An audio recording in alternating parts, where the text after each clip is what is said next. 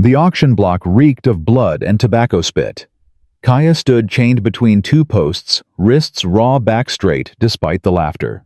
A butcher wiped his blade on his apron and called out the price, not for marriage, not for labor, but for meat, per pound. The crowd roared. She closed her eyes, waiting for the knife. Then, boots scraped dirt. A voice cut through the noise. "This sale's done."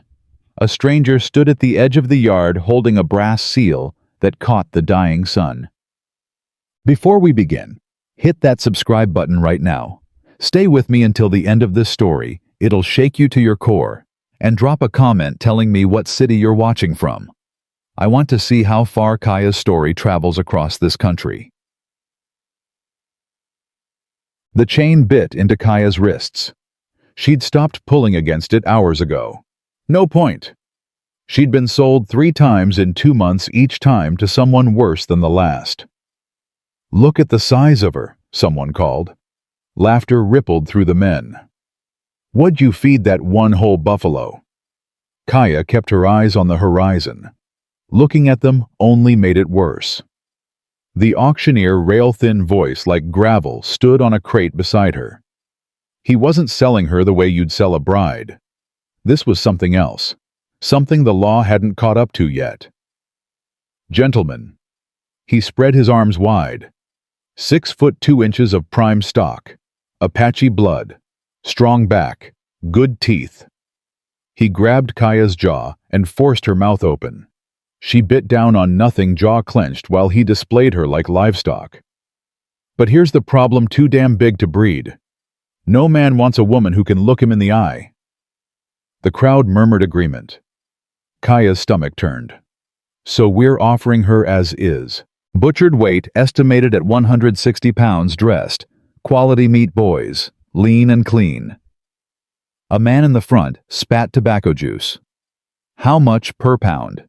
"Starting at 12 cents. 12 cents. Kaya's life measured in pennies. The bidding started. A butcher from Santa Fe offered 10 cents. A trader from Tucson countered with 11. The numbers crawled upward while Kaya stood silent. Her body already parceled out in their minds. Shoulders, thighs, ribs. She thought about her mother. Wondered if she'd died like this too, or if she'd been lucky enough to die fighting. Kaya had been 14 when the soldiers came. They'd sorted the women like grain from chaff. The old ones shot. The young ones sold. The ones like Kaya, too tall, too angry, passed around until someone found a use for them. 15 cents, the Santa Fe butcher said. Thick man, stained apron, hands like hams. Final offer. The auctioneer grinned. Sold to? This sale's done. Every head turned. Ed. A man stood at the gate. Not tall, maybe 5'10", but he carried himself like someone who'd stopped caring what other people thought. Dusty coat, hat pulled low. In his right hand something glinted. The auctioneer squinted. Who the hell are you? Name's Callum Rigg. His voice was quiet, but it carried. He walked forward slowly. This woman's been confiscated. Confiscated. The butcher stepped forward, hand on his belt knife. By whose authority?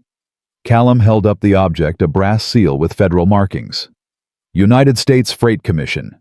This woman was taken under false pretense from a protected caravan. I'm reclaiming her under federal authority. The auctioneer's face went red. That's horseshit. She came from illegal. You have papers? Silence. Thought not. Callum walked past the auctioneer and stopped in front of Kaya. He didn't look at her body the way the others had. He looked at her face, just for a second. Then he turned back to the crowd. Anyone wants to contest this file, a complaint with the territorial marshal. Otherwise, I'm taking her and leaving. The butcher took a step forward. Like hell you are. Callum's hand moved to his coat.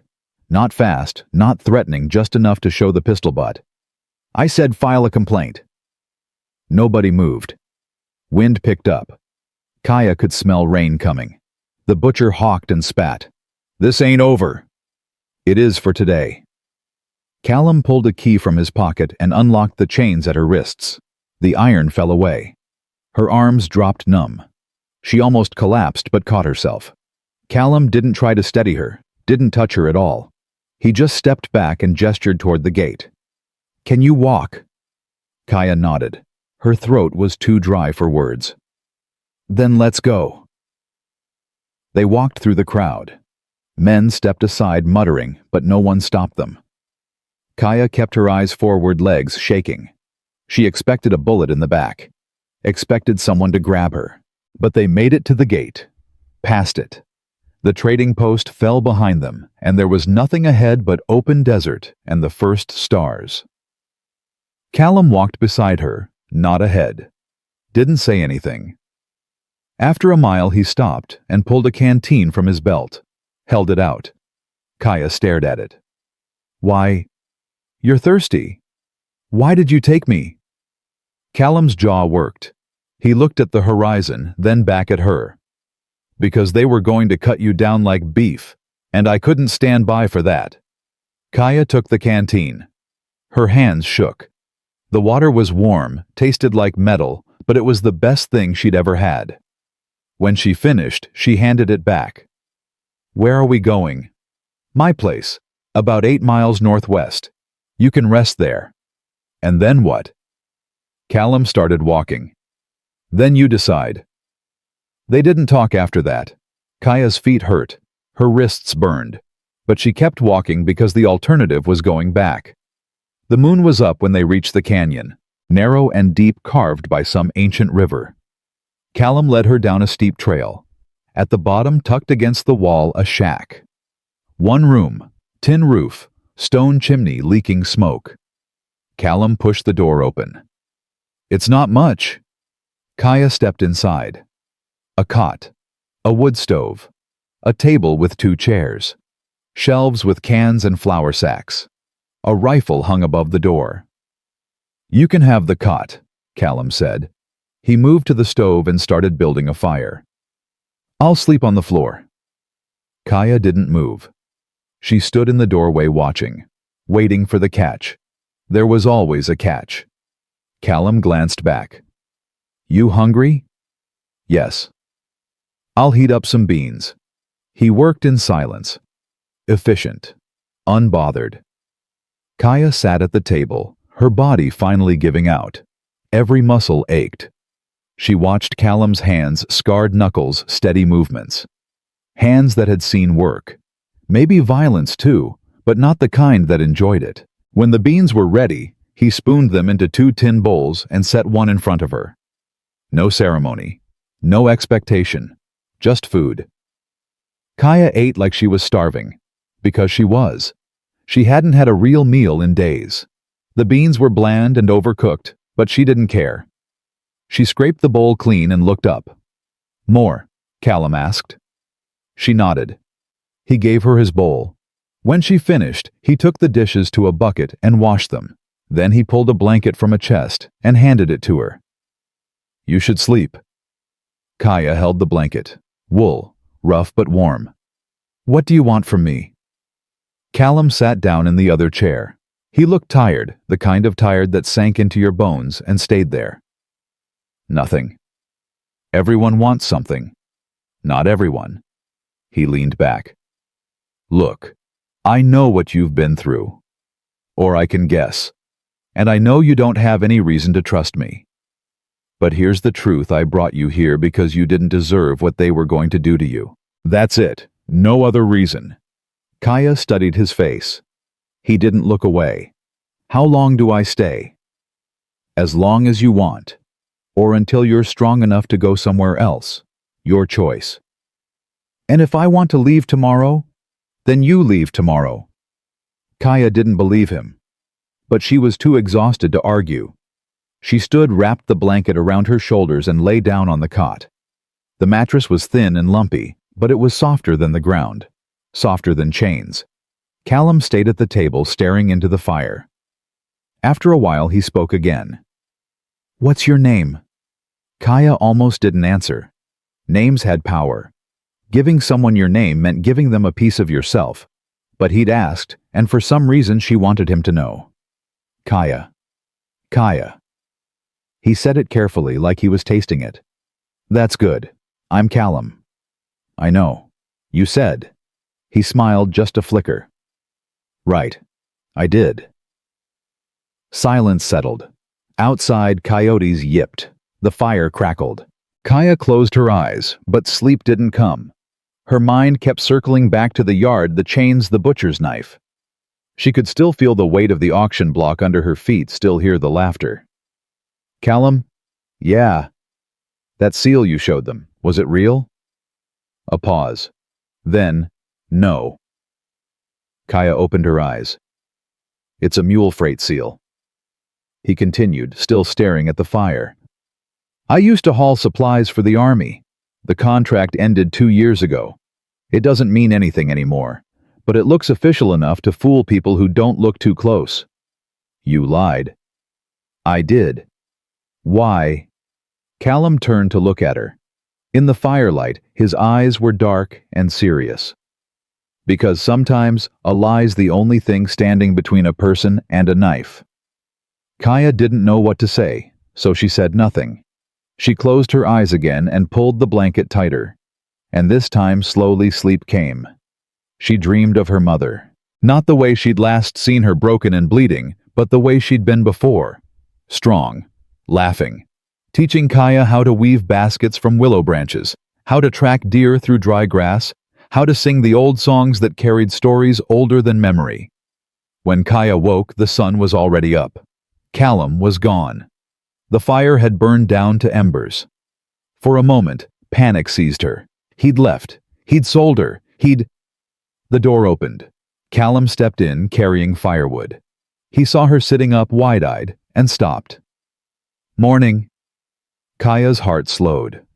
Morning. He dumped the wood by the stove and started rebuilding the fire. There's coffee if you want it.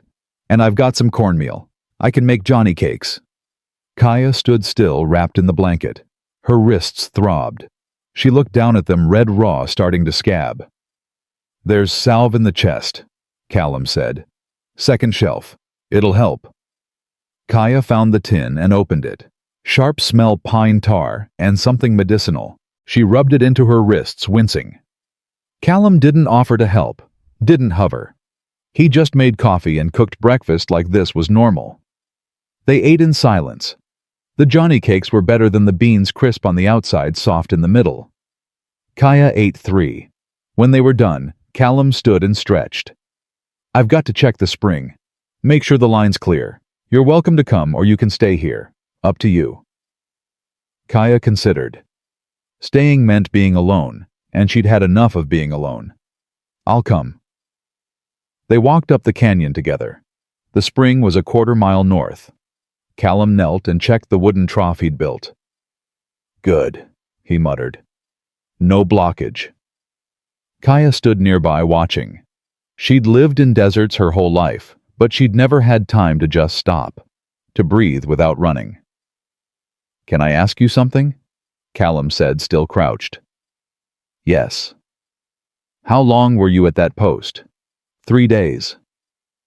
And before that? Kaya's jaw tightened. A ranch, 2 weeks. Before that, a mine. Before that? She shook her head. It doesn't matter. Callum stood and wiped his hands on his pants. It matters. Why? Because you're here now. And you're not going back. Kaya wanted to believe him. God, she wanted to. But belief was a luxury she couldn't afford. You don't know that. I do. Callum looked at her directly. I know, because I won't let them take you. And I know because you're stronger than you think.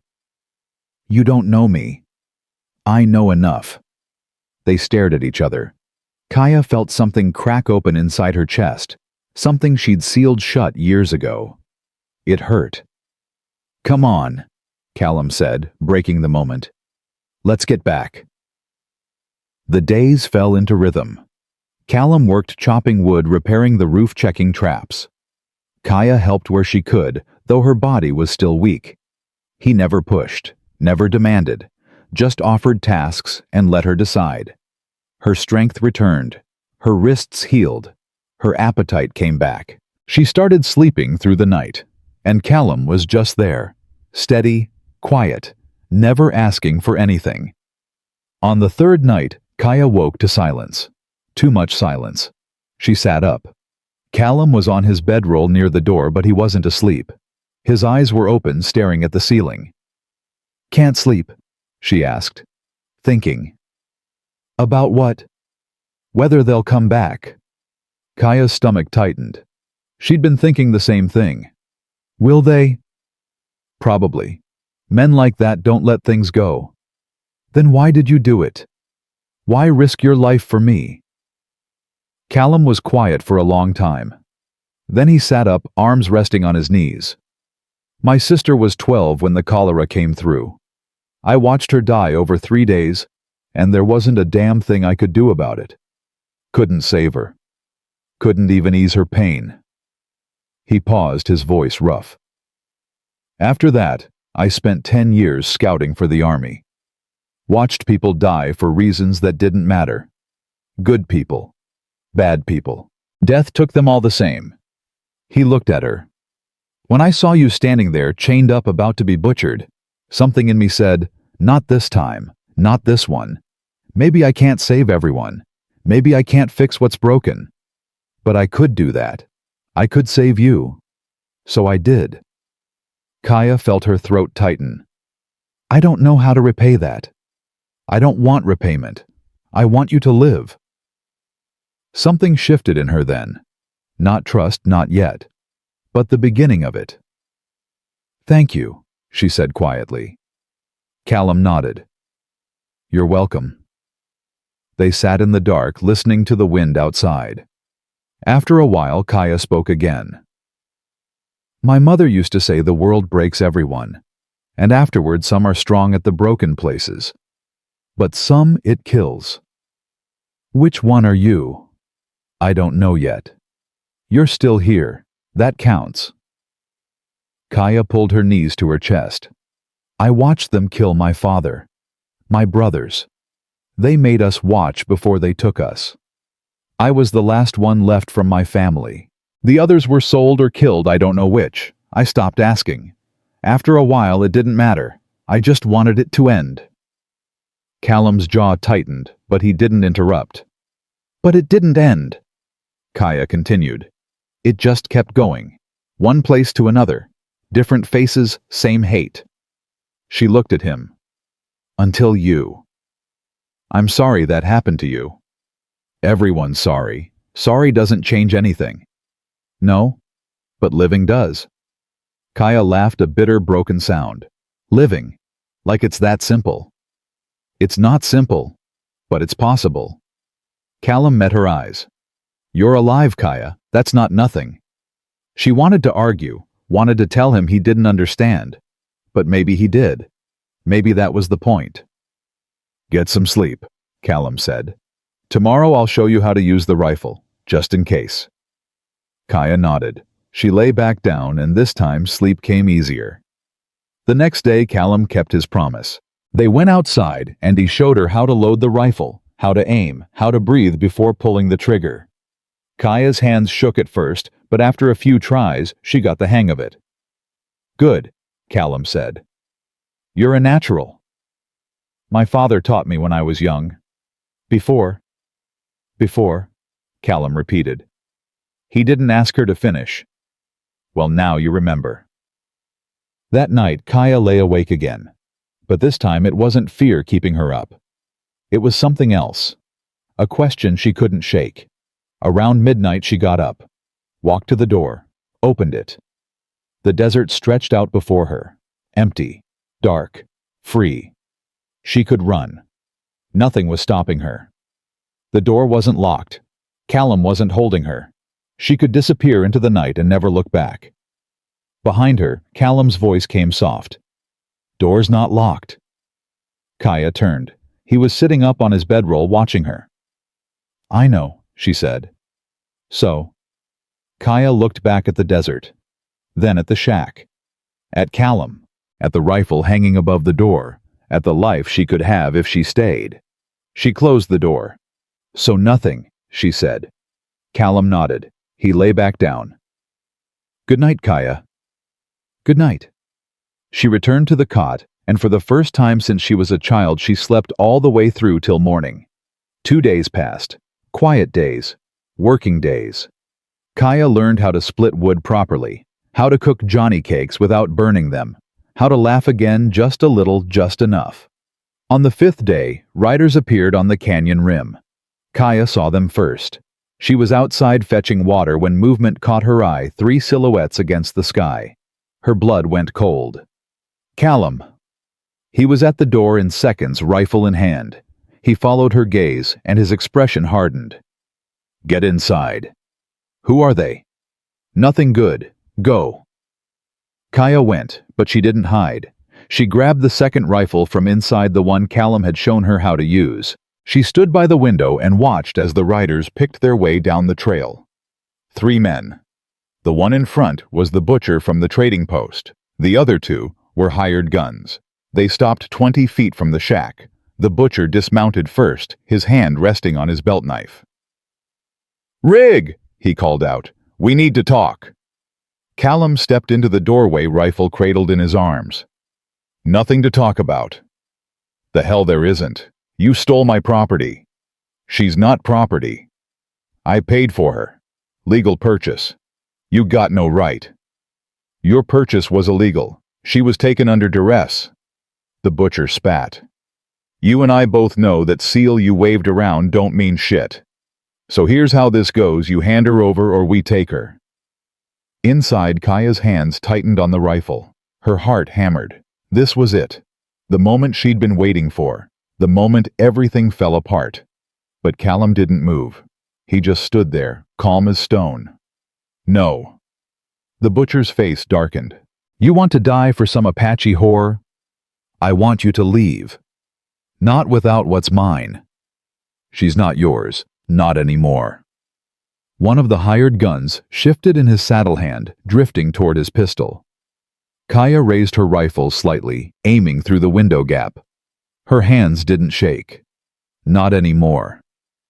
Callum's eyes flicked to the hired gun, then back to the butcher. "You really want to do this?" The butcher hesitated. His eyes moved to the window, to Kaya's silhouette behind the glass, to the rifle barrel pointing out. 2 guns, Callum said quietly. 3 of you. You might get one of us. Maybe. But you won't get both. And I promise you, I'll make sure you're the first to drop. The hired guns exchanged looks. They were paid to fight, not to die. The butcher's hand twitched toward his knife. Callum raised his rifle an inch. Just an inch. But it was enough. "This ain't over," the butcher said finally. "You hear me? We'll be back. With the marshal, with a rope. And we'll hang you both for thieves. You come back, you better bring an army." The butcher swung back onto his horse. He glared at Callum, then at the window where Kaya stood.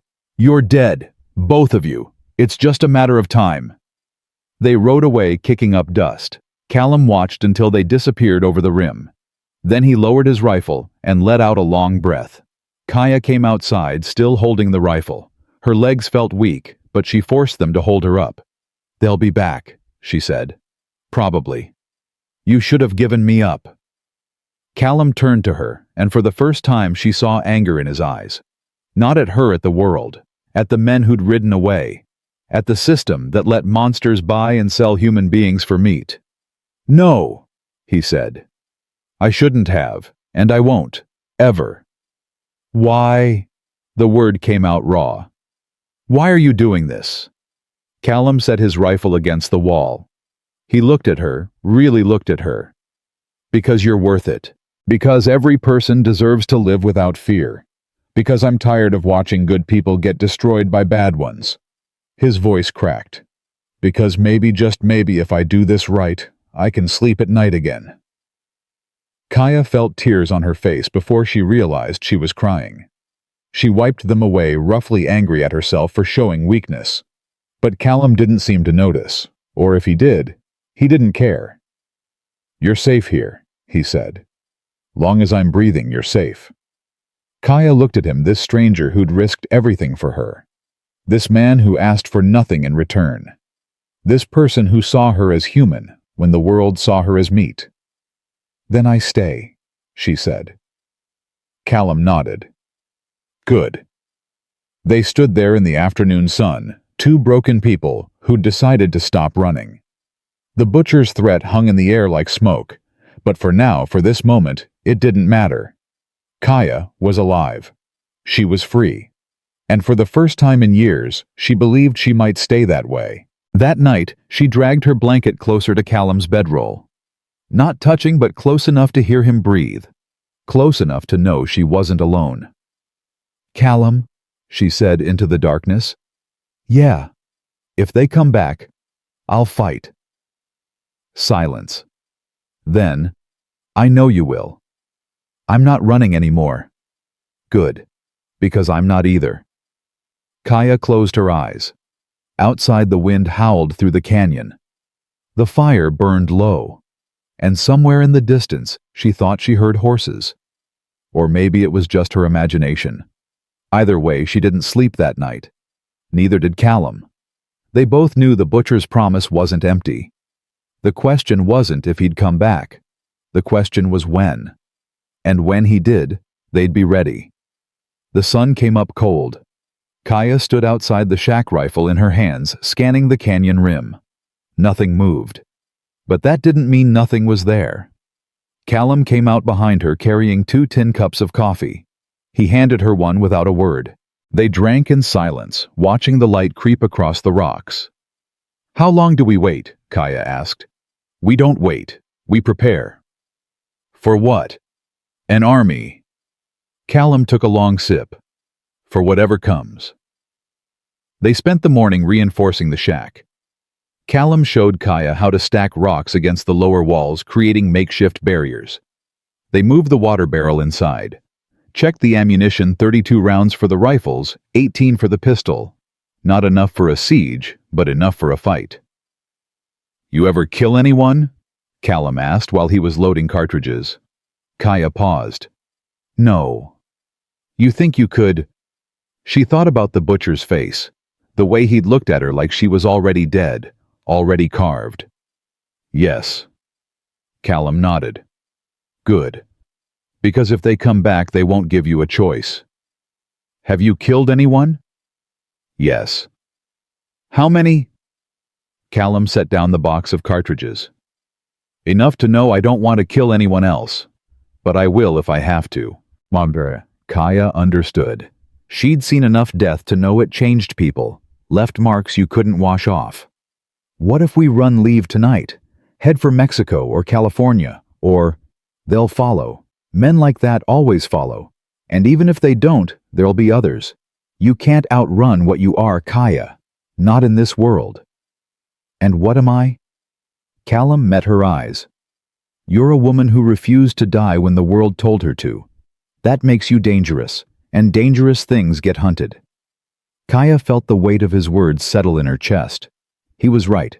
She could run for the rest of her life, and it wouldn't matter. Someone would always see her as a threat, or a prize, or meat.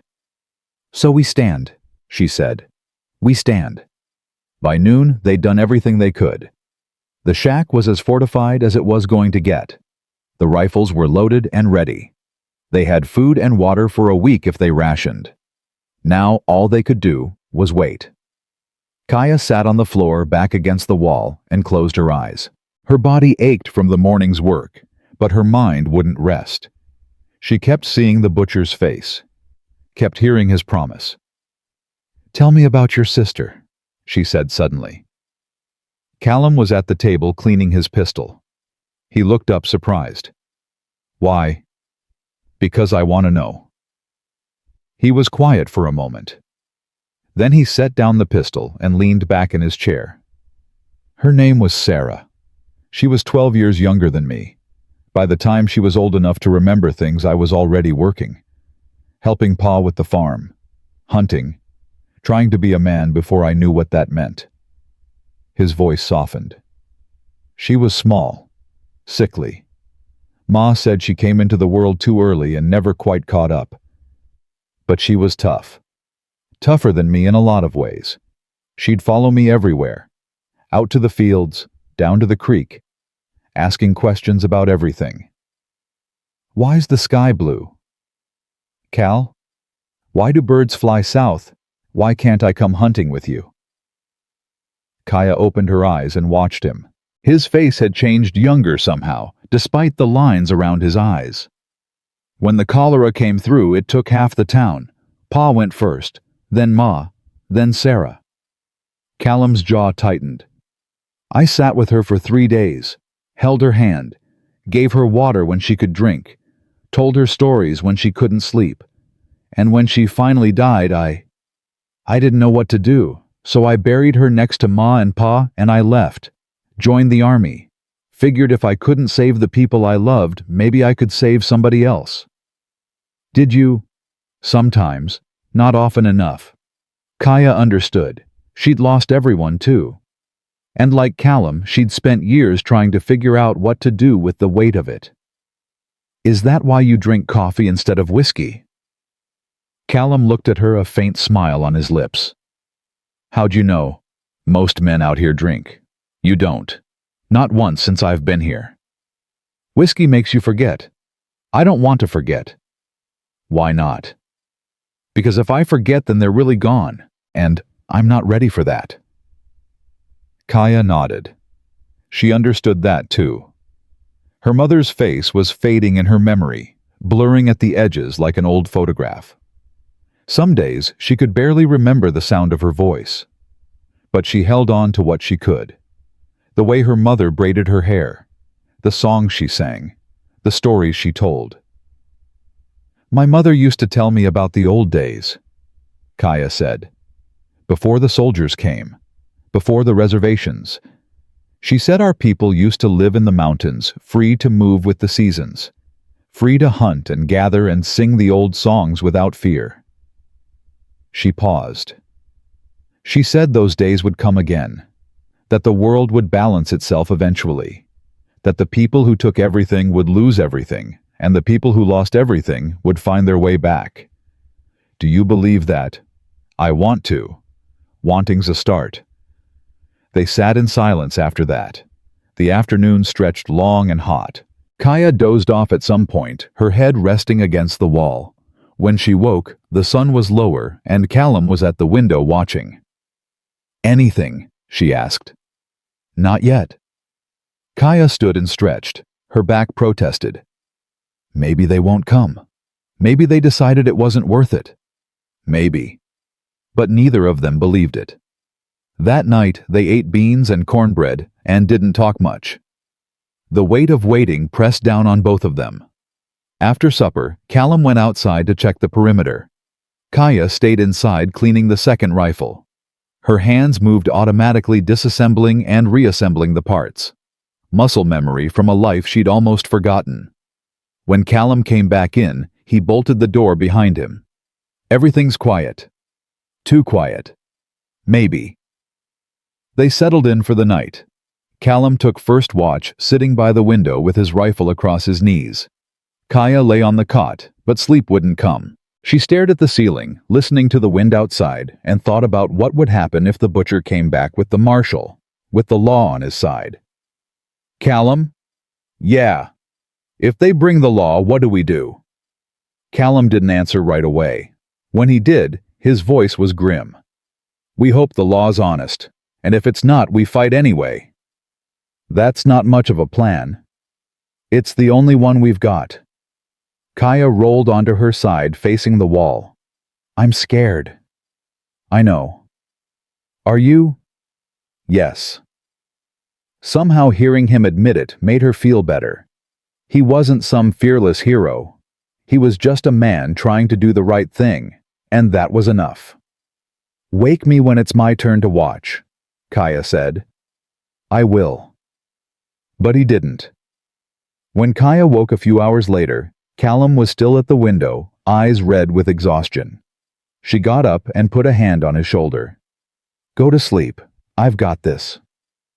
Callum looked like he wanted to argue, but he was too tired. He nodded and moved to his bedroll. Within minutes, he was out. Kaya took his place at the window. The moon was high, casting silver light across the canyon. Shadows moved in the rocks, but they were just shadows. Tricks of the light, nothing more. She hoped. The hours crawled by. Kaya's eyes burned from staring into the dark. Her body ached from sitting still. But she didn't move, didn't let her guard down. She'd learned a long time ago that the moment you relaxed was the moment something went wrong. Around dawn she heard it. Hoofbeats, faint, distant, but unmistakable. Kaya's heart kicked into a gallop. She reached over and shook Callum's shoulder. "They're coming." He was awake instantly, rifle in hand. He joined her at the window and listened. The hoofbeats grew louder, closer, then stopped. Silence. Callum moved to the door, cracked it open, and peered out. Kaya raised her rifle, aiming at the doorway. Her hands were steady, her breathing slow. "How many?" she whispered. "Can't tell. At least 3. Maybe more." "The butcher?" "Probably." Callum closed the door and bolted it. He moved to the other window and peered through a gap in the boards. "They're on the rim, watching." "Why aren't they coming down?" "They're waiting for something, or someone." Kaya's stomach twisted. "The marshal." "Maybe." They waited. Minutes felt like hours. The sun climbed higher and the heat built inside the shack. Sweat dripped down Kaya's back. Her finger hovered near the trigger, ready, but not reckless. Then a voice echoed down from the rim. "Not the butcher. Someone else." "Callum Rigg. This is Marshal Davis. You're wanted for theft and unlawful detention. Send the woman out and we can settle this peacefully." Callum swore under his breath. Kaya looked at him. "The marshal's here." "So it seems." "What do we do?" Callum set his rifle down and moved to the door. "I'll talk to him." "Don't go out there. They'll shoot you." "They won't. Not with the marshal watching. He has to at least pretend to follow the law. And if he doesn't..." Callum met her eyes. "Then you shoot anyone who isn't me." Before Kaya could argue, he unbolted the door and stepped outside, hands raised to show he wasn't armed. Kaya moved to the window, rifle ready. The marshal and 4 other men sat on horses at the edge of the canyon. The butcher was among them, looking smug. The marshal was older, gray-haired, with a tin star pinned to his vest. "Marshal," Callum called up. "What's this about?" "You know damn well what it's about. You stole that woman from a legal sale." "There was no legal sale. She was being sold for slaughter. That's not legal anywhere." The marshal shifted in his saddle. "That's for a judge to decide, not you. Now send her out and we'll take you both in for a hearing." "A hearing where she ends up back with him?" Callum pointed at the butcher. "No thanks. This ain't a negotiation, Rigg. Send her out or we come down and get her." Kaya's pulse hammered. She aimed her rifle at the butcher, finger resting on the trigger. If they came down, she'd shoot him first. Before they took her. Before they put her back in chains. Callum's voice was calm. Too calm. "Marshal, you seem like a reasonable man. So let me ask you something. Do you really want to be the lawman who dragged a woman back to be butchered because that's what'll happen? And when word gets out, and it will, your name's going to be tied to it. Forever." The marshal's jaw tightened. "The law's the law. The law's supposed to protect people, not feed them to monsters." "Monsters." The butcher spurred his horse forward a few steps.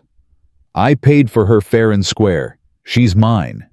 "She's not yours," Callum said. "She's not anyone's. She's a human being." The butcher spat. "She's a savage, a animal, and I'm taking what's mine." Callum's hand twitched toward his hip, but he stopped himself. Kaya could see the tension in his shoulders. He was one wrong word away from drawing. The marshal held up a hand. "Enough. Rigg, you've got 1 minute to send her out. After that, we're coming down. And if you resist, we'll shoot." Kaya's breath caught. This was it. The moment they'd been dreading. Callum turned back to the shack. His eyes met Kaya's through the window. He shook his head once, slowly. "No." Then he turned back to the marshal. "You want her? You're going to have to kill me first." The butcher grinned. "Gladly." But the marshal hesitated. Kaya could see it in his face, the doubt. The calculation. He didn't want to kill Callum. Not over this. Not with witnesses. But the butcher was pushing, and the law was on his side, and the marshal was caught in the middle. "I'm giving you one more chance," the marshal said. "Walk away from this rig. Let us take her in. You can testify at the hearing. Tell your side. But if you fight, you're a dead man." Callum didn't move. "Then I'm a dead man." The butcher reached for his rifle. The hired guns followed suit. Kaya raised her own rifle heart, slamming against her ribs. "Wait!" A new voice cut through the tension. Everyone turned. A man on horseback rode up from the opposite side of the canyon, coming from the south, not the north. He was lean-weathered with a badge on his coat. But not a marshal's badge, something else. "Who the hell are you?" the marshal demanded. The man reined in his horse and tipped his hat. "Name's Porter, federal investigator. And I believe you're about to make a very big mistake, Marshal Davis." The marshal's eyes narrowed. "This ain't federal business." "Actually, it is." Porter pulled a folded paper from his coat and held it up. "I've been tracking a ring of human traffickers operating between here and Santa Fe. Buying people under false pretense, selling them for labor, or other purposes. Your butcher friend down there, he's one of them." The butcher's face went pale. "That's a lie." "Is it?" Porter smiled. "Because I've got 3 witnesses who say otherwise. And a ledger from a trader in Albuquerque showing payments for livestock that matches your purchases. Want me to keep going?" The marshal looked between Porter and the butcher. "You have proof. Enough to bring charges, which means this woman isn't property, she's a victim. And you, Marshal, are about to violate federal law if you hand her over." The tension hung in the air like a drawn blade. Kaya's hands shook, but she kept the rifle steady. This man Porter had just changed everything. But she didn't trust it. Couldn't trust it. Not yet. The butcher kicked his horse forward. "He's lying. I paid for her legal." "From who?" Porter asked. "Give me a name. A receipt. Anything." The butcher's mouth opened and closed. He had nothing. Porter looked at the marshal. "You want to be the man who ignored a federal investigation? Or do you want to walk away and let me do my job?" The marshal stared at Porter for a long moment. Then he looked at Callum. At the shack. At the rifle barrel pointing out from the window. Finally, he sighed. "This is your mess now, Porter. But if I find out you're lying, I'll come back. And I won't be so polite." He wheeled his horse around and rode off. The hired guns followed. Only the butcher remained glaring down at Callum with pure hatred. "This ain't over," he said. "Yes," Porter said quietly. "It is. Ride away now, or I'll arrest you right here." The butcher spat one last time, then turned his horse and galloped after the marshal. Silence fell over the canyon. Kaya lowered her rifle, her hands trembling now that the danger had passed. Callum stayed where he was, staring up at Porter. "Who are you really?" Callum asked. Porter dismounted and walked his horse down the trail. When he reached the bottom, he extended a hand. "Like I said, federal investigator. Been tracking these bastards for 6 months. Got word about a sale at that trading post and came as fast as I could. But by the time I arrived, you'd already taken her." Callum shook his hand. "So you've been following us?" "Not following. Watching. Making sure you stayed alive long enough for me to catch up." Porter glanced at the shack. "Is she all right?" Kaya stepped outside, rifle still in hand. She studied Porter with hard eyes. "Why should I trust you?" "You shouldn't. Trust is earned. But I can tell you this, the man who sold you to that butcher is in custody, along with 2 others in the trafficking ring. And with your testimony, we can put them away for a long time." "My testimony? If you're willing." Kaya looked at Callum. He gave a small nod. "Your choice." She turned back to Porter. "And after, what happens to me?" "That's up to you. You're free. No charges. No claims." You go wherever you want. And if I want to stay here, Porter smiled, then you stay here. Kaya felt something loosen in her chest, something she'd been holding tight for so long she'd forgotten it was there. Hope. Real hope. Not the desperate kind that burns out fast, but the steady kind that might actually last. I'll testify, she said. Porter nodded. Good. I'll need you to come to Santa Fe in 2 weeks. There'll be a hearing. After that, you're done. Free and clear. 2 weeks, Kaya repeated. 2 weeks. Porter mounted his horse. I'll send word when it's time. Until then, lay low. The butcher's got friends and they won't be happy about this. We can handle it, Callum said. Porter looked at him. I believe you can. He tipped his hat and rode off, disappearing up the canyon trail. Kaya and Callum stood in the morning sun, watching him go. When he was out of sight, Kaya let out a breath she didn't know she'd been holding. Is it really over? She asked. The butcher part? Yeah, the rest. Callum looked at her. That's just starting. Kaya nodded. She knew what he meant. Freedom wasn't a moment. It was a choice you kept making.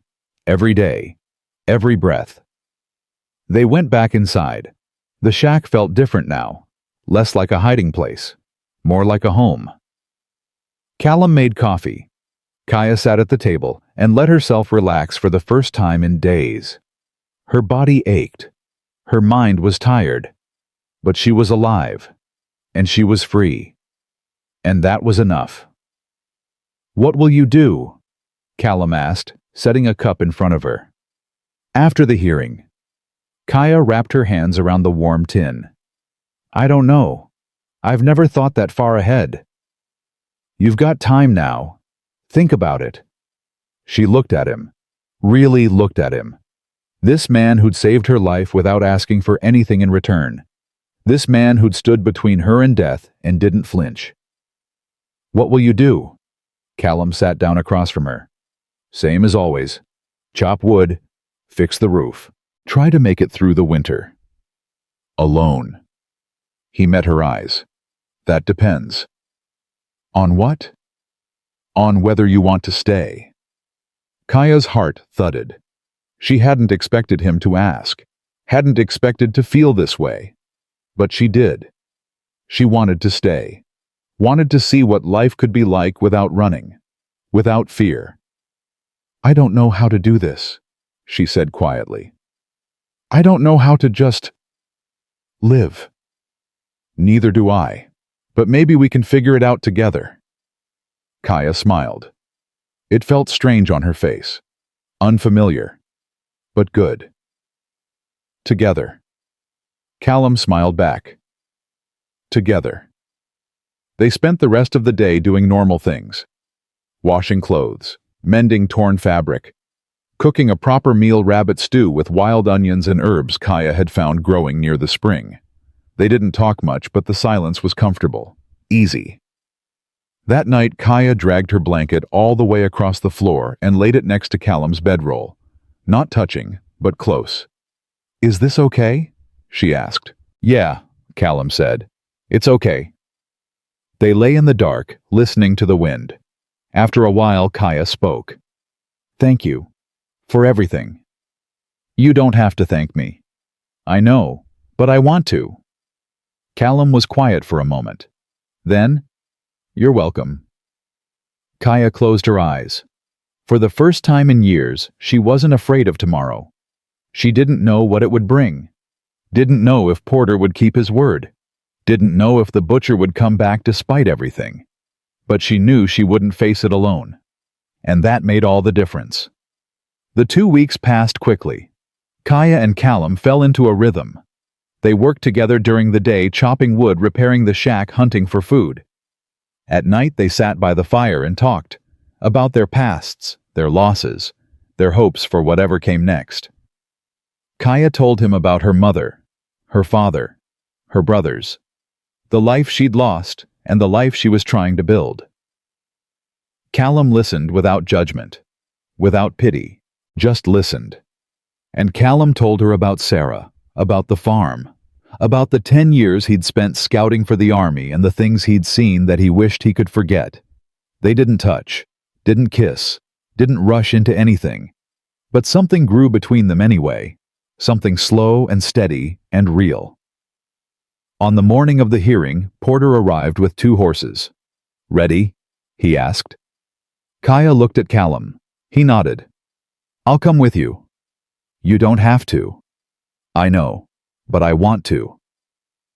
They rode to Santa Fe together. The hearing was quick. Kaya testified, told the judge everything. The judge listened grim-faced, and then declared her a free woman. No charges, no claims. No one could touch her. The butcher was arrested. So were his associates. Porter shook Kaya's hand and wished her luck. And just like that, it was over. They rode back to the canyon in silence. When they reached the shack, Kaya dismounted and stood there staring at the place that had saved her life. "What now?" Callum asked. Kaya turned to him. "Now we live." And they did. Winter came fast that year. One day the air was warm, and the next frost covered the ground outside the shack. Kaya woke to the sound of Callum stoking the fire, his breath visible in the cold air. "We need more wood," he said without turning around. "Storm's coming." Kaya sat up, pulling the blanket tight around her shoulders. "How do you know?" "My knee acts up when the weather changes." He stood and stretched, wincing slightly. "We've got maybe a day before it hits. Maybe less." They spent the morning hauling wood from the pile Callum had been building all autumn. Trip after trip, arms full of split logs, until the space beside the stove was stacked high. Kaya's hands were raw by the time they finished, but she didn't complain. She'd learned that survival out here meant preparation. Meant working when your body screamed to stop. By noon the wind picked up. By evening, snow began to fall. Not the gentle kind that drifted down lazy and slow, but the kind that came hard and fast, driven by wind that howled through the canyon like something alive and angry. Callum bolted the door and checked the windows. "We're in for it now." Kaya stood near the fire, warming her hands. "How long will it last?" "Could be a day, could be 3. Hard to say." "And if we run out of wood?" "We won't. I've been through worse." But his voice carried a tension that made Kaya's stomach tighten. She'd been through enough hardship to recognize when someone was putting on a brave face. Still, she didn't push. They'd need that bravery real, or not to get through whatever was coming. The storm raged all night. Wind battered the walls. Snow piled up against the door. Inside, the fire burned steady, and Callum and Kaya took turns feeding it, making sure it never died down too far. They didn't talk much, just listened to the storm and tried not to think about how small they were against it. By morning, the door was blocked. Callum had to dig through 3 feet of snow just to crack it open enough to see outside. White. Everything was white. The canyon had disappeared beneath a blanket so thick it looked like the world had been erased. "Jesus," Callum muttered. Kaya peered over his shoulder. "Can we get out?" "Not yet. We'll have to dig. But the storm's still going, so there's no point until it stops." They closed the door and went back inside. The shack felt smaller now, claustrophobic. Kaya paced near the fire, restless energy building in her chest. She wasn't used to being trapped. Even in chains, she'd had the illusion of space. But here, with the storm pressing in from all sides, she felt like the walls were closing in. "Sit down," Callum said. He was at the table shuffling a worn deck of cards. "You're making me nervous." "I don't like this." "I know, but wearing a hole in the floor won't help." Kaya forced herself to sit. Callum dealt the cards. "You know how to play poker?" "No." "Good. I'll teach you, and then I'll take all your imaginary money." Despite herself, Kaya smiled. They played for hours using dried beans as chips. Callum taught her the rules, and Kaya picked them up fast. By the 3rd game, she was winning. "You're a natural," Callum said, tossing his cards down in mock frustration. "Or a cheat." I'm Apache. We don't cheat. We just see what others don't. Callum laughed. It was a good sound. Warm. Real. Kaya realized she liked making him laugh. Liked the way his face changed when he did, softened younger, less burdened by whatever ghosts he carried. The storm didn't let up. By the second day they were rationing food. Not desperately, but enough to notice. Callum made thin stew from dried meat and the last of the onions. They ate in silence, both aware that if the storm lasted much longer, things would get harder. That night Kaya woke to the sound of Callum coughing. She sat up alarmed. "Are you all right?" "Fine," he rasped. "Just cold." But he didn't sound fine. His voice was rough-strained. Kaya got up and moved closer. In the dim firelight she could see sweat on his forehead despite the chill in the air. "You're sick." "I'm fine. Don't lie to me." Callum looked at her, and for the first time since she'd known him, he looked vulnerable. "It's nothing. Just a fever. It'll pass." Kaya pressed her hand to his forehead. He was burning up. "You need rest. Real rest. I need to keep the fire going." "I'll do it. You sleep." Callum opened his mouth to argue, but another coughing fit cut him off. When it passed, he nodded weakly. "All right. Just for a bit." Kaya helped him to his bedroll and covered him with both blankets. Then she took over fire duty, feeding logs into the stove and keeping the flames steady. Outside, the storm still raged. Inside, Callum's breathing grew labored. By morning, he was worse. His fever spiked. His cough turned wet and painful. Kaya tried everything she could think of, made him drink water, kept him warm, wiped his forehead with a damp cloth. But nothing helped. He was slipping, and she was powerless to stop it. "Callum," she said, shaking his shoulder gently. "Stay with me." His eyes opened glassy and unfocused. "Sarah." "No. It's Kaya." "Kaya." He said her name like he was trying to remember who she was. "You should go. Before it's too late." "I'm not going anywhere." "The storm?" "I don't care about the storm. I'm staying." Callum's hand found hers. His grip was weak, but it was there. "You're stubborn." "I learned from the best." He smiled faintly, then closed his eyes again. Kaya held his hand and prayed to gods she wasn't sure she believed in anymore. She'd lost everyone, her family, her people, her past. She couldn't lose Callum too, not like this, not when they'd just started to build something that felt like a future. The hours crawled by. Kaya didn't sleep, didn't eat, just kept the fire burning and watched Callum's chest rise and fall, each breath a small victory. She talked to him even when he didn't respond, told him stories her mother used to tell her, about the old days, about warriors and spirits and the mountains that held the sky. She didn't know if he could hear her, but it didn't matter. The words were as much for her as for him. On the third day, the storm finally broke. The wind died. The snow stopped. Kaya opened the door and was hit by a wall of cold, clean air. She stepped outside knee-deep in snow and looked up at the sky. Clear. Blue. Endless. She went back inside, heart pounding. "Callum, the storm's over." He didn't respond. Panic surged through her. She knelt beside him, pressing her fingers to his neck. His pulse was there, faint, but there. He was still alive, barely. Kaya knew she had to act fast. She bundled Callum in blankets, then started digging through the snow, carving a path from the shack to the trail. Her hands went numb, her back screamed, but she didn't stop, couldn't stop. When the path was clear enough, she went back inside and dragged Callum to the door. "I need you to help me," she said, pulling him upright. "Just a little. Can you do that?" Callum's eyes fluttered open. "Kaya, I'm getting you out of here. There's a town, 5 miles south. I saw it when we rode to Santa Fe. If I can get you there." "Too far?" "It's not too far. You're not dying in this shack, not on my watch."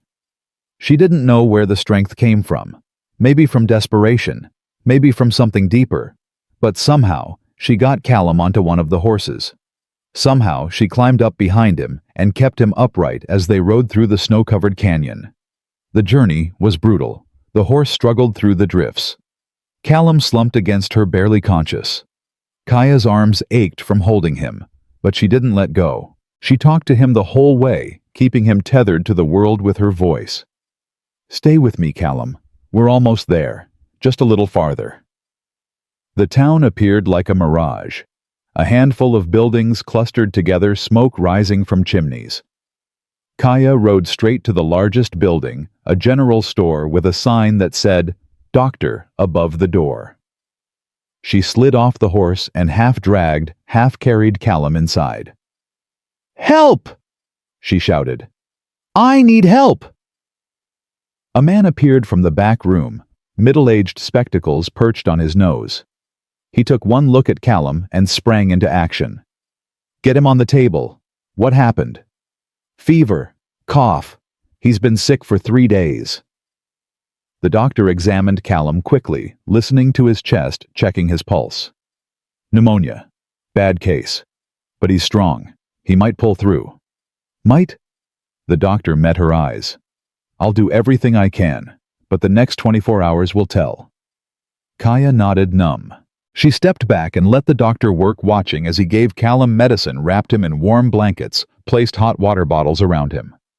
She didn't leave, didn't move, just stood there feeling helpless and terrified and angry at the universe for taking and never giving back. Hours passed. The doctor came and went, checking on Callum, adjusting his treatment. Other townspeople stopped by, curious about the tall Apache woman standing vigil over the sick stranger. Some whispered, some stared. Kaya ignored them all. She didn't care what they thought, didn't care about anything except Callum's breathing. By evening, his fever broke. The doctor smiled, cautiously optimistic. "He's through the worst of it. He'll need rest, weeks of it, but he should recover." Kaya felt her knees go weak. She sat down hard in a chair and put her head in her hands. Relief flooded through her, so intense it hurt. The doctor put a hand on her shoulder. "You saved his life.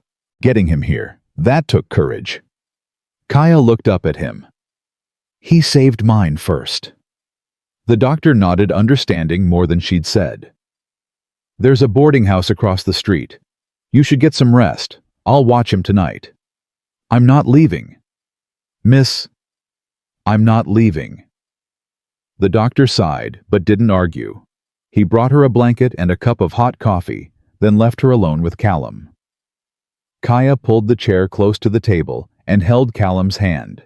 It was warmer now, steadier. She closed her eyes and let herself breathe for the first time in days. When Callum woke the next morning, the first thing he saw was Kaya slumped in the chair beside him, asleep. He tried to sit up, but pain lanced through his chest. He groaned, and Kaya's eyes snapped open. "Don't move," she said quickly. "You're still healing." "Where are we?" "Town. 5 miles from the shack. You had pneumonia." Callum processed that slowly. "You brought me here." "Yes." "Through the snow." "Yes." He looked at her, really looked at her. She was exhausted. Her eyes were red-rimmed. Her hair was a mess. But she was there. She'd stayed. "You could have left me." "I told you. I'm not running anymore." Callum's throat tightened. "Thank you." "You're welcome." They stayed in town for 3 weeks while Callum recovered. The doctor let them use a room in the back of his building, and Kaya worked odd jobs around town to pay for food and medicine. She cleaned. She mended. She helped at the general store. People were wary of her at first, but she didn't let it bother her. She'd spent her whole life being looked at like she didn't belong. One more town wouldn't break her. Callum grew stronger each day. His cough faded. His strength returned. By the end of the 3rd week, he was walking around the room restless and ready to leave. "We should go back," he said one afternoon. "I need to check on the shack, make sure the roof didn't cave in." Kaya nodded. She was ready too. The town was fine, but it wasn't home. Home was the canyon, the shack, the life they'd started to build together. They said goodbye to the doctor, thanking him for everything. He waved them off with a smile. "Take care of each other." "We will," Kaya said. The ride back was easier than the ride out. The snow had melted enough to clear the trails, and the weather was calm. When they reached the canyon, Kaya felt something settle in her chest. Relief. Belonging. This place had become hers in a way nowhere else ever had. The shack was intact. Cold but intact. They spent the rest of the day cleaning it up, restocking the wood, making it livable again. By nightfall, a fire crackled in the stove, and they sat at the table with bowls of stew. "Feels good to be back," Callum said. "Yeah, it does." They ate in comfortable silence. When they finished, Callum cleared the dishes and set them in the wash bucket. Then he sat back down and looked at Kaya. "I've been thinking," he said. "About what?" "About us. About this." He gestured around the shack. "I know we haven't talked about it, but I need to say it. You saved my life, Kaya, not just in town, but before that. When you decided to stay. When you chose this over running. You gave me something I didn't know I needed." Kaya's heart thudded. "What's that?" "A reason." She didn't know what to say, so she reached across the table and took his hand. He squeezed back, and for a long moment they just sat there, holding on. "I don't know what this is," Kaya said finally. "I don't know what we're doing or where it's going, but I know I don't want to be anywhere else." "Me neither." That night, for the first time, they didn't sleep on separate sides of the room. Kaya moved her blanket next to Callum's, and they lay side by side, not touching, but close enough to feel each other's warmth. It was a small thing, but it mattered. Spring came slowly. The snow melted. Flowers pushed up through the thawing ground. Kaya and Callum worked together to repair the damage winter had done, patching the roof, clearing the trail, planting a small garden near the spring. It was hard work, but it felt good, purposeful. One morning, Kaya woke feeling strange, dizzy, nauseous. She made it outside before she threw up retching until there was nothing left. Callum found her there pale and shaking. "What's wrong?" "I don't know, I just felt—" She stopped. Her hand went to her stomach. Her eyes widened. Callum saw the realization hit her. "Kaya." "I think—" She swallowed hard. "I think I'm pregnant." Silence. Callum stared at her processing. Then slowly a smile spread across his face. "Are you sure?" "No. But I've missed my cycle. Twice. And this—" She gestured vaguely at the ground where she'd been sick. "This is new." Callum laughed, a stunned, disbelieving sound. Then he pulled her into his arms, holding her tight. "This is good. This is really good." Kaya let herself be held, her mind racing. Pregnant. She was going to have a baby. A life. Something that was hers and Callum's and no one else's. It terrified her, thrilled her, made her feel more alive than she'd felt in years. "Are you happy?" she asked, her voice muffled against his chest. "Yeah, I'm happy. Are you—" Kaya pulled back and looked at him. "I don't know. I'm scared." "Me too. But we'll figure it out. Together." "Together," Kaya repeated. The word felt like a promise. The months that followed were a blur of preparation and worry and hope. Callum built a cradle from scrap wood. Kaya sewed blankets from old fabric. They talked about names, about what kind of life they wanted to give this child, about how to protect them in a world that didn't always protect people like them. Summer brought heat and long days. Kaya's belly grew round and full. She moved slower, but she didn't stop working. Callum hovered anxious, but she waved him off. "I'm fine. Women have been having babies since the beginning of time." "Not my baby?" Callum said. Kaya smiled. Your baby will be just as stubborn as you. They'll be fine. In late August, labor began. It started with a dull ache in Kaya's back and built into waves of pain that took her breath away. Callum rode to town and brought back the doctor, who arrived just in time. The labor was long and hard. Kaya screamed. She cursed. She gripped Callum's hand so hard she thought she might break it. But Callum didn't flinch. He stayed with her, whispering encouragement, wiping her forehead, being the solid ground she needed when everything else felt like chaos. And then, just as the sun dipped below the canyon rim, the baby came. A girl, small and red and screaming at the top of her lungs. The doctor cleaned her up and placed her in Kaya's arms. Congratulations.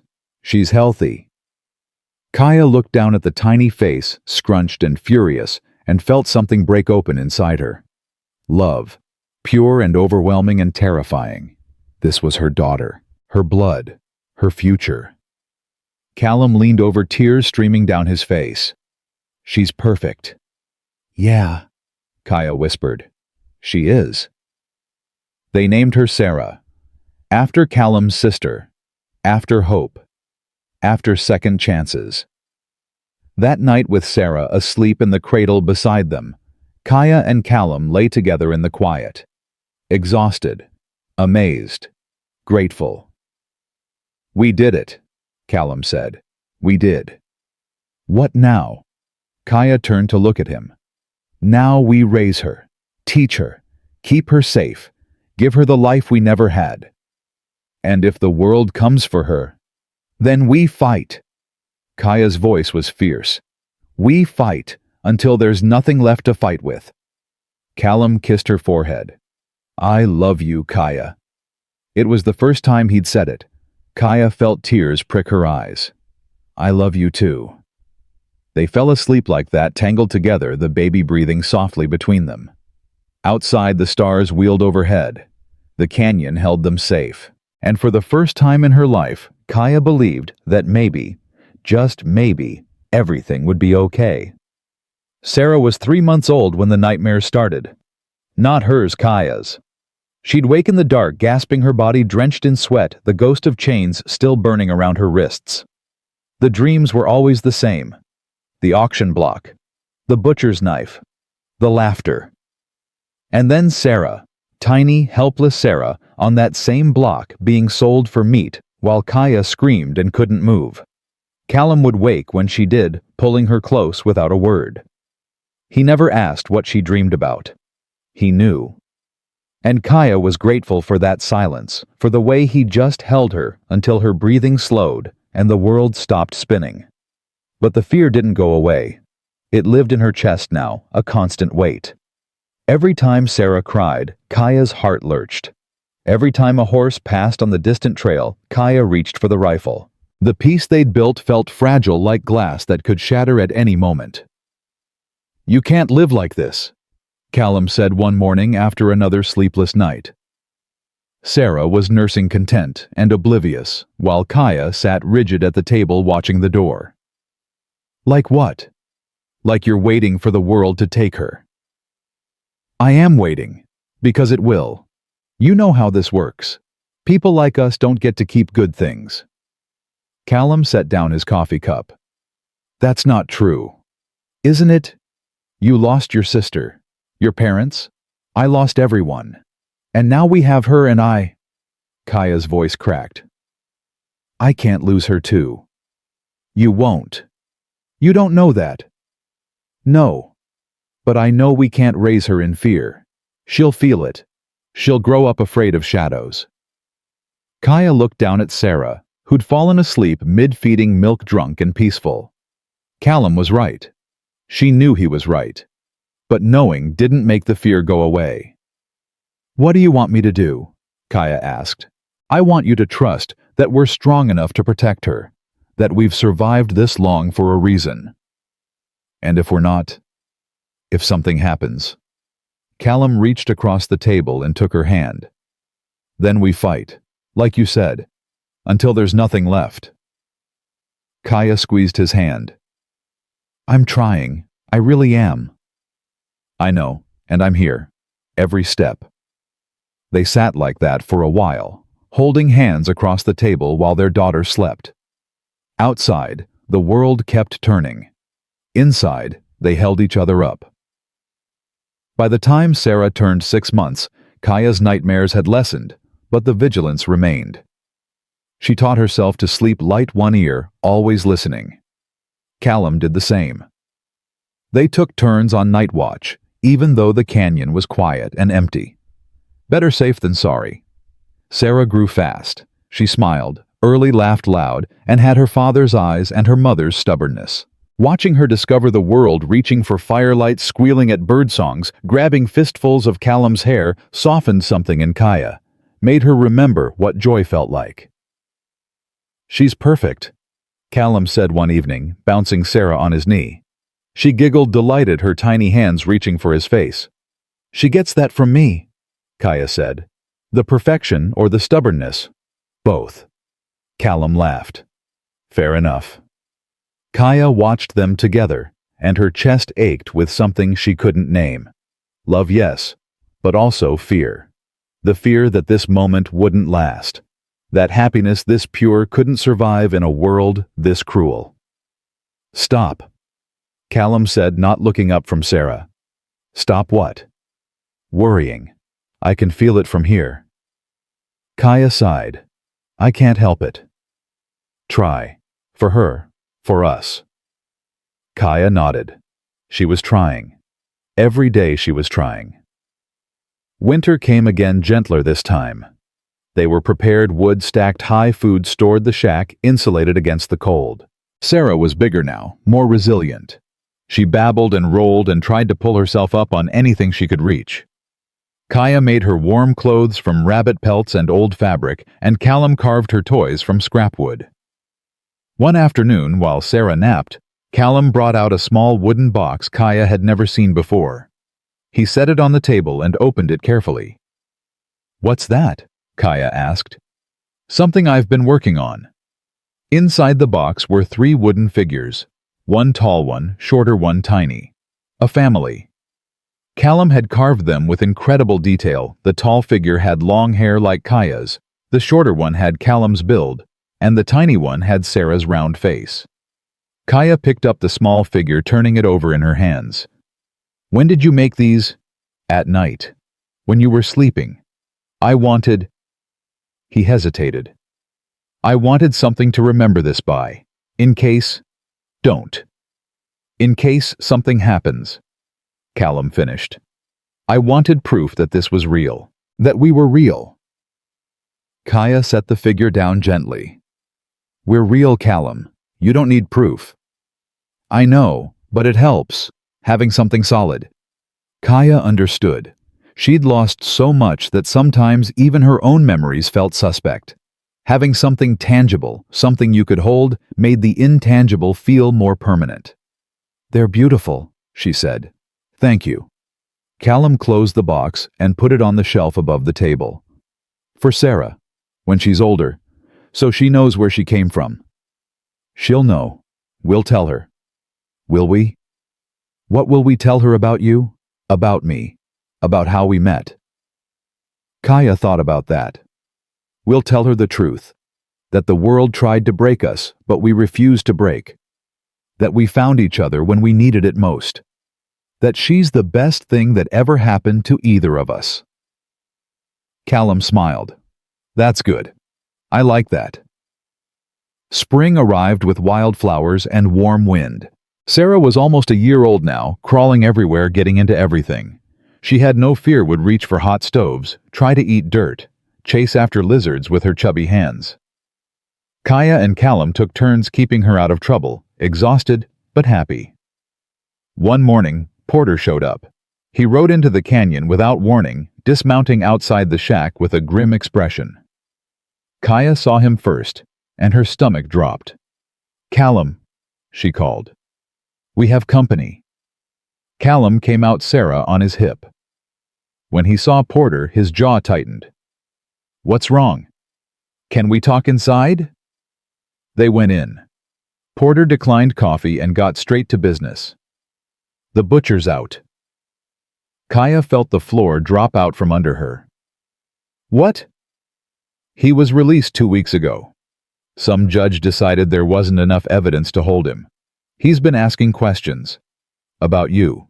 About where you went. How do you know this? I've got informants, people who keep an ear to the ground. One of them heard the butcher talking in a saloon in Santa Fe. He's looking for you, Kaya, and he's not alone. Callum handed Sarah to Kaya and stepped forward. How many? 4, maybe 5 men. Armed. Dangerous. When will they get here? Hard to say. Could be days. Could be weeks. But they're coming. Kaya clutched Sarah tighter. The baby fussed, sensing her mother's tension. We need to leave.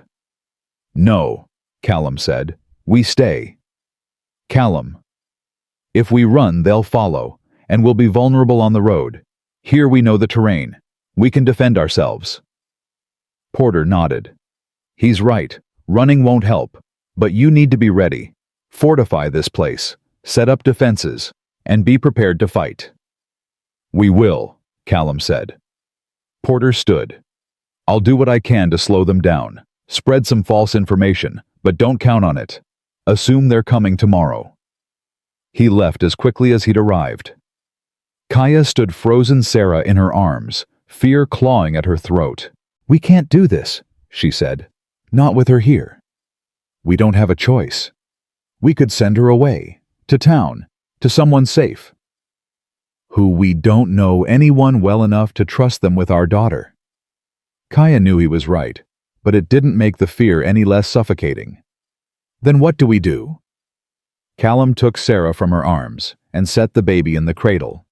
Then he turned back to Kaya, his expression hard. We prepare, and we fight, just like we always said we would. They spent the next 2 days turning the shack into a fortress. Callum built barricades for the windows, leaving narrow gaps to shoot through. They stockpiled ammunition, water, and food. Kaya practiced with the rifle until her shoulder ached from the recoil. They even dug a small hiding spot under the floorboards just big enough for Sarah's cradle in case things went bad. If they get inside, Callum said, showing Kaya the hiding spot, you put her down here and cover the boards. They might not find her. And what about us? We make sure they don't get inside. Kaya wanted to argue, to scream that this wasn't fair, that they'd already survived so much and shouldn't have to fight again. But she didn't. Because Callum was right. The world didn't care about fair. It only cared about who was strong enough to survive. On the 3rd day, riders appeared on the canyon rim. 5 of them. The butcher in front. Kaya saw them first. She was outside hanging laundry, trying to maintain some sense of normalcy for Sarah when movement caught her eye. She dropped the wet fabric and ran inside. They're here. Callum grabbed his rifle and moved to the window. He peered through the gap, counting. 5. Just like Porter said. What do we do? We wait. See what they want. We know what they want. Callum didn't respond. He just checked his rifle and took position. Kaya picked up Sarah, who was playing on the floor, and held her close. The baby fussed, reaching for a toy Kaya had dropped. Shh, Kaya whispered. It's okay. Mama's here. But it wasn't okay. Nothing about this was okay. The riders descended slowly, picking their way down the trail. When they reached the bottom, they spread out 2 on each side, 1 in the middle. The butcher stayed in the middle, smiling like he'd already won. Rig, he called out. You remember me? Callum didn't answer. I've come for what's mine. She's not yours. Never was. The butcher laughed. That's not what the law says. Judge overturned my conviction. Said the federal investigator didn't have jurisdiction, which means that sale was legal, and she's mine. The law can go to hell. Probably. But until it does, I'm within my rights to take back my property. Kaya felt rage boil up inside her. Property. He still saw her as property. After everything, after all this time, nothing had changed. Come out, the butcher said. Both of you. And bring the baby. I heard you had one. That's mine too, you know. Offspring of my property. Callum's hands tightened on the rifle. Over my dead body. That can be arranged. The butcher nodded to his men. Two of them dismounted and started toward the shack. Callum fired a warning shot. The bullet kicked up dirt at their feet, and they stopped. Next one goes through your chest, Callum said. The men looked at the butcher uncertain. He waved them back annoyed but not deterred. You can't hold out forever, Rig. We've got food, water, time. You're trapped in there. Eventually you'll run out of ammunition, or food, or patience. And when you do, we'll be waiting. Callum didn't respond. He just kept his rifle trained on the butcher. The standoff lasted all day. The men set up camp 100 yards from the shack just out of rifle range. They built a fire, cooked food, made a show of being comfortable and patient. Kaya watched through the window, her stomach twisted into knots. How long can we last? She asked. A week, maybe more if we're careful. And then we see what happens. Kaya looked down at Sarah, who'd finally fallen asleep despite the tension. I won't let them take her. They won't, I promise. But promises felt empty right now. The butcher was out there waiting, and he had all the time in the world. They were the ones on a clock. Night fell. Callum and Kaya took turns watching the window. The men outside kept their fire burning, taking turns on watch too. It was clear they weren't going anywhere. Around midnight, Sarah woke crying. Kaya tried to soothe her, but the baby was hungry and tired and scared. Her cries echoed in the small shack, loud enough to be heard outside. Shut that baby up, one of the men shouted. We're trying to sleep. Kaya's hands shook with rage. She wanted to scream back to tell them to go to hell, but Callum stopped her. Don't, he said quietly. Don't give them anything. Kaya bit her tongue and focused on Sarah, rocking her gently until the crying subsided. When the baby finally fell back asleep, Kaya's whole body was trembling. I can't do this, she whispered. Yes, you can. I can't watch them sit out there knowing what they want to do to us, to her. Callum pulled her close, careful not to wake Sarah. We've survived worse. We'll survive this. How? I don't know yet, but we will. Kaya wanted to believe him. But as she sat in the dark, listening to the men laugh around their fire, she felt the weight of hopelessness pressing down on her. They were outnumbered, outgunned, trapped. And the only thing standing between her family and destruction was time. The second day was worse than the first. The men outside taunted them, made crude jokes, fired shots into the air just to waste Callum's ammunition, trying to bait him into firing back. But Callum didn't take the bait. He conserved every round, every breath, every ounce of strength. By the third day, their water was running low. Kaya rationed what they had, giving most of it to Sarah. Her lips were dry, her throat ached. But she didn't complain. Complaining wouldn't help. We need to make a move, Callum said that evening. We can't just wait for them to starve us out. What kind of move? I don't know, but something. Maybe after dark. Slip out. Get to the horses. And go where? Anywhere. As long as it's not here. Kaya looked at Sarah sleeping fitfully in the cradle. The thought of running through the dark with a baby being chased by armed men made her stomach turn. But staying meant dying. Slowly. Painfully. All right, she said. We try. Callum nodded. Tonight. When they're asleep. We go quiet. Fast. Don't stop for anything. They waited until the moon was high and the camp outside had gone quiet. 3 men were asleep. One was on watch, but he looked half asleep himself, nodding by the fire. Callum opened the door inch by inch, painfully slow. Kaya held Sarah tight, one hand over the baby's mouth in case she cried. They stepped outside, moving like ghosts, every step deliberate and silent. They made it 20 feet. Then 30. The horses were 50 yards away, tied to a post near the spring. They were close. So close. Then Sarah sneezed. It was a tiny sound, barely audible. But in the silence of the night, it was like a gunshot. The man on watch jerked awake. His eyes went wide when he saw them. "They're running!" Chaos erupted. Men scrambled out of bedrolls grabbing weapons. Callum grabbed Kaya's arm and pulled her forward. "Run!" They ran. Kaya clutched Sarah, her legs pumping, her lungs burning. Bullets whizzed past. Callum fired back, not aiming, just trying to slow them down.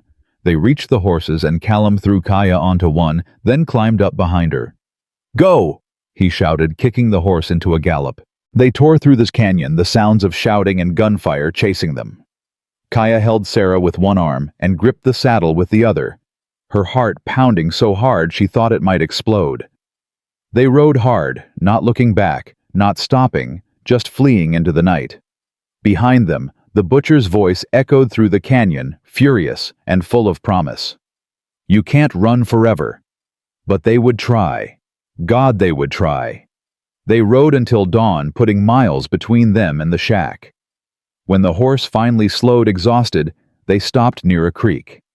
Callum dismounted and helped Kaya down. Sarah was crying, terrified and confused. Kaya sank to the ground, holding her daughter, whispering apologies and reassurances. Callum knelt beside them, breathing hard. "We made it. For now." "For now," he agreed. They sat by the creek as the sun rose, exhausted and scared but alive. They'd lost the shack, lost everything they'd built. But they still had each other, and as long as that was true, they had a chance. Kaya looked at Callum. "What now?" "Now we keep going. Find somewhere safe. Start over. And if they find us again..." Callum's jaw set. "Then we fight. Again. And again. As many times as it takes." Kaya nodded. She was tired. So tired. But she wasn't done. Not yet. "Together?" she asked. "Together," Callum said. They rested for an hour, then climbed back onto the horse and rode on, disappearing into the wild country, three souls bound by love and survival, refusing to let the world win. They rode for 3 days straight, stopping only when the horse couldn't go any farther, or when Sarah's crying became unbearable. Kaya's body ached in places she didn't know could ache. Her arms were numb from holding Sarah. Her throat was raw from thirst. But she didn't complain. Complaining meant stopping, and stopping meant dying. On the 4th day they reached a town. Small. Dusty. The kind of place people passed through but didn't stay. Callum traded his pocket watch for food and water, and they ate in silence behind the general store, hidden from view. "We can't keep running like this," Kaya said, feeding Sarah small bites of bread soaked in water. "She's not strong enough." "I know." "So what do we do?" Callum stared at the ground, his face drawn and exhausted. "We find Porter. He's the only one with authority to stop this. He couldn't stop it before. Because he wasn't there.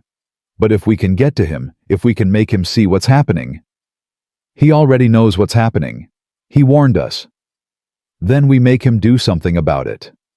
Kaya wanted to argue, but she was too tired. "Where is he?" "Last I heard, he was working out of Tucson. 3 days' ride if we push." "And if the butcher catches us before then?" Callum met her eyes. "He won't." But his voice lacked conviction, and Kaya heard it. They were running on hope and fumes, and both were running out fast. They left town at dusk, riding under cover of darkness. Sarah slept against Kaya's chest, exhausted from crying. The horse plodded forward slower now, its strength failing. Kaya could feel its ribs through the saddle. They'd pushed it too hard, but they had no choice. Halfway through the night the horse stumbled. Callum managed to keep them upright, but barely. When they stopped to rest, he examined the animal's legs. "It's lame," he said quietly. "We can't ride it anymore." Kaya's stomach dropped. "Then what?" "We walk. With a baby in the desert. We don't have another option." Kaya looked at Sarah, sleeping peacefully, unaware of the danger closing in around them. She thought about her mother, about all the Apache women who'd walked impossible distances with children on their backs, who'd survived against odds that should have killed them. If they could do it, so could she. "All right," she said. "We walk." They left the horse tied to a tree with enough water to last a few days, hoping someone kind would find it. Then they started walking. Callum carried their small pack of supplies. Kaya carried Sarah. They didn't talk. They just put one foot in front of the other and prayed they'd make it to sunrise. The desert was unforgiving. The sun rose hot and merciless, turning the ground into a furnace. Kaya wrapped Sarah in damp cloth to keep her cool, but the baby still fussed and cried. Callum walked ahead, scanning the horizon for any sign of riders or shelter. There was nothing. Just endless scrub and stone and heat that made the air shimmer like water. By midday, Kaya's legs were shaking, her vision blurred. She stopped to rest, sitting in the meager shade of a rock outcropping. Callum knelt beside her and offered her the canteen. She drank, then gave Sarah water from her fingertips. The baby sucked greedily, desperate for relief. "How much farther?" Kaya asked. "A day. Maybe less if we keep moving." "I don't know if I can." Callum cupped her face in his hands. "Yes, you can. You're the strongest person I know. You've survived everything they threw at you. You can survive this." Kaya wanted to believe him, but her body was screaming for rest, and Sarah was getting weaker by the hour. "What if we don't make it?" "We will." "But what if—" "We will," Callum repeated, his voice firm. "Because we don't have any other choice. Now get up. We're not stopping until we reach Tucson." Kaya forced herself to stand. Her legs protested, but they held. She adjusted Sarah against her chest and started walking again. Callum fell into step beside her, and together they pressed on through the heat. Hours passed. The sun began its descent and the temperature dropped slightly. Kaya's body moved on autopilot, her mind too tired to think. She focused on breathing, on walking, on keeping Sarah safe. Nothing else mattered. As the sun touched the horizon, they saw it.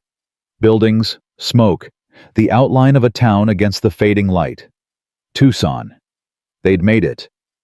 Kaya's knees buckled with relief. Callum caught her before she fell, holding her up. "Almost there, just a little farther." They stumbled into town as night fell. People stared at them, a dusty man, a tall Apache woman, a crying baby, but no one stopped them. Callum led them straight to the marshal's office, where a deputy sat reading a newspaper. "I need to see Porter," Callum said. "Federal investigator. It's urgent." The deputy looked them over, unimpressed. "He's not here." "Where is he?" "Out on assignment. Won't be back for a week." Callum slammed his hand on the desk. "A week? We don't have a week. There are men hunting us, armed men. They'll kill us if they find us." The deputy shrugged. "Take it up with the marshal. He'll be in tomorrow morning." "Tomorrow's too late." "That's the best I can do." Callum looked ready to argue, but Kaya put a hand on his arm. "Let's go. We'll figure something out." They left the office and wandered the streets looking for somewhere safe to rest. Most establishments turned them away, no rooms available, or they didn't serve Indians, or they didn't want trouble. Finally, an old woman running a boarding house took pity on them and offered a room in the back. It was small and smelled like mildew, but it had a bed and a door that locked. Kaya collapsed onto the bed, Sarah still in her arms. The baby had stopped crying hours ago, too exhausted to protest. Callum locked the door and wedged a chair under the handle, then sat on the floor with his back against the wall. "We'll stay here tonight," he said. "Rest. Tomorrow we'll find the marshal. Make him understand." Kaya nodded, too tired to speak. She closed her eyes and let the darkness take her.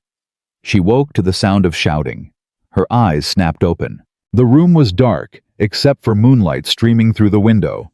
Callum was already on his feet, rifle in hand. "What is it?" Kaya whispered. "I don't know. Stay quiet." The shouting grew louder. Multiple voices. Angry, then gunshots. 3 quick pops that made Kaya's blood run cold.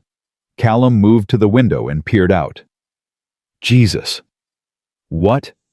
It's them. The butcher and his men. They're here. Kaya's heart stopped. How did they find us? Doesn't matter. We need to go. Now. He grabbed their pack while Kaya wrapped Sarah in a blanket.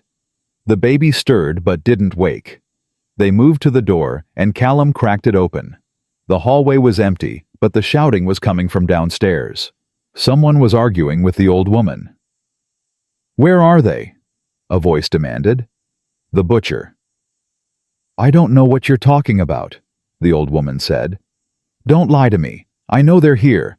Someone saw them come in. I've got a dozen guests. You'll have to be more specific. The sound of something breaking. The old woman cried out. Kaya's hands tightened on Sarah. The Apache woman, the butcher said. Tall, with a baby. Where is she? A pause. Then, upstairs. Back room. Callum swore under his breath. Out the window. Now. They moved fast. Callum opened the window and dropped their pack to the ground below. Then he helped Kaya climb out. Sarah clutched tight in her arms. Kaya's feet hit the dirt and she stumbled but stayed upright. Callum came down after her and they ran. Behind them, the boarding house erupted in chaos. Men shouting, boots pounding up the stairs. The butcher's voice roaring with rage when he found the empty room. Kaya and Callum ran through the dark streets weaving between buildings trying to lose themselves in the maze of the town. But the men were fast, organized. Within minutes they were being herded toward the edge of town, cut off from every escape route. They ended up in an alley, dead end. Walls on three sides. The butcher and his men appeared at the mouth of the alley, blocking the only exit. End of the line, the butcher said, smiling. He was breathing hard, his face slick with sweat, but his eyes were triumphant. No more running. Callum raised his rifle. Stay back. Or what, you'll shoot me. Go ahead, but my men will cut you down before you can reload. And then what happens to her, to the baby? Kaya stepped forward, putting herself between Callum and the butcher. Let them go. Take me. Just let them go. Kaya, no. Callum started. I'm what you want, right? I'm what this is all about. So take me. But leave them alone. The butcher considered this, his head tilted. Tempting, but no. See, I've put a lot of time and money into tracking you down. I'm not leaving empty-handed. So here's how this goes. You surrender. All of you. And I'll make it quick. Painless. You'll be dead before you know it. And if we don't, then I make it slow. And I make sure the baby watches. Rage flooded through Kaya. Red hot and all-consuming. She'd been afraid for so long. Running for so long. But in that moment, fear turned into something else. Something harder. You want me? She said quietly. Come get me. She handed Sarah to Callum and stepped forward. The butcher's eyes lit up, thinking she was surrendering. But Kaya wasn't surrendering. She was done running, done being prey. She lunged, fast, faster than the butcher expected. Her hand closed around the knife at his belt and she ripped it free. He tried to grab her, but she was already moving, slashing at his arm. He screamed and stumbled back. Gunfire erupted. Callum fired once, twice, dropping two of the butcher's men. The others scattered, diving for cover. Kaya kept moving, kept fighting the knife, an extension of her rage. The butcher recovered and came at her fury, twisting his face. He was bigger, stronger, but Kaya was faster. She dodged his first swing and buried the knife in his shoulder. He roared and backhanded her, sending her sprawling.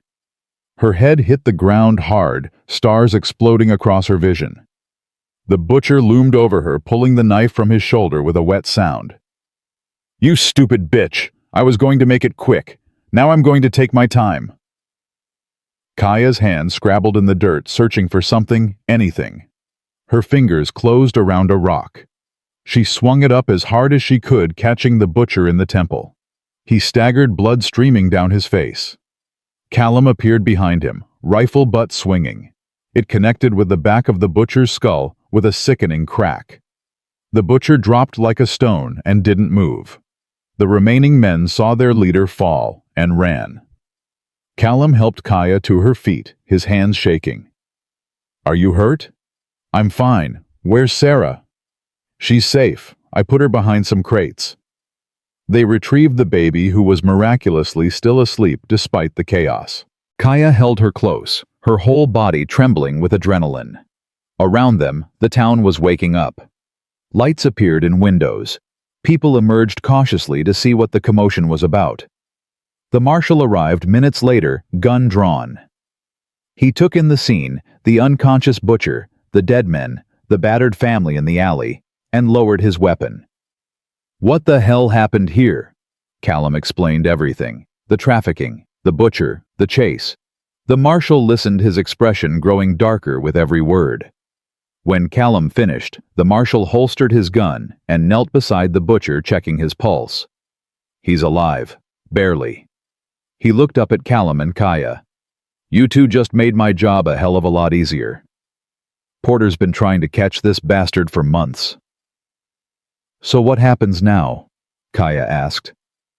"Now I arrest him and his men. And you two give statements. Porter will want to talk to you when he gets back. And then—" the marshal stood and brushed off his knees. "Then you're free. For real this time. No one's coming after you.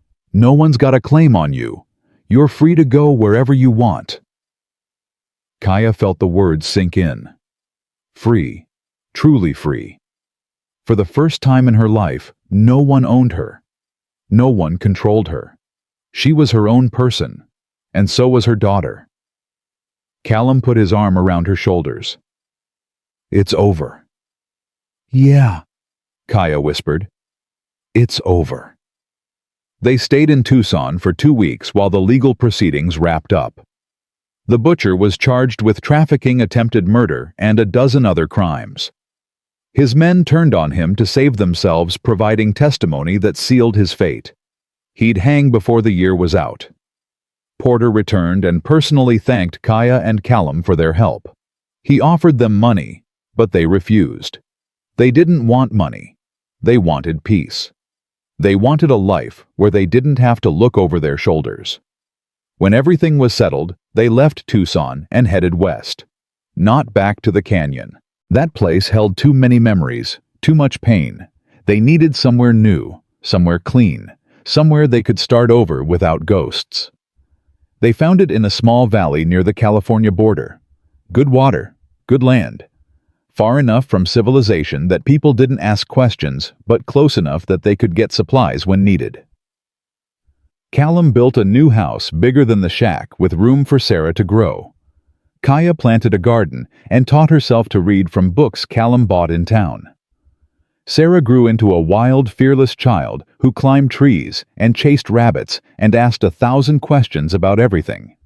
Kaya and Callum told her stories about where she came from, about her mother's people and her father's courage, about how they'd fought the world and won. Years passed. The nightmares faded. The fear loosened its grip. Kaya learned to sleep through the night without waking. Callum learned to laugh again. They built a life that wasn't defined by survival, but by joy. One evening when Sarah was 5 years old, they sat outside watching the sunset. Sarah was playing with the wooden figures Callum had carved years ago. The tall one, the short one, the tiny one. She made them dance and fight, and go on adventures, narrating in the serious voice children use when they're playing. Kaya leaned against Callum, his arm around her shoulders. "Do you ever think about going back to the canyon?" "Sometimes. But not to stay. Just to see it.